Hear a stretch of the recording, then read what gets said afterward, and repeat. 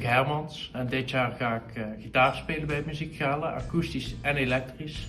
Muziekgala is eigenlijk een groot muziekfeest waar heel veel mensen aan meedoen met heel veel verschillende acts. Elke act is net weer wat anders, wat het lekker gevarieerd maakt. Het Munttheater is natuurlijk niet zomaar even een zaaltje waar je staat, zeg maar. Nee, het is wel echt, mensen zitten er om naar je te luisteren. En wij hebben voor dit geval besloten om niet één nummer te spelen, maar een hele medley. Dus je bent gewoon vrij in wat je gaat doen. En je mag gewoon zelf alles kiezen wat je doet met de groep. We gaan beginnen met een opbouw met piano. En daarna zullen we klassiekers spelen, waaronder Summer of '69. We hebben het helemaal zelf in elkaar gezet.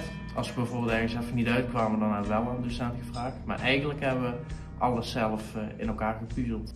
Waar mensen zouden moeten komen, is omdat het gevarieerd is, wat ik al zei. Het is voor jong en oud, voor iedere doelgroep.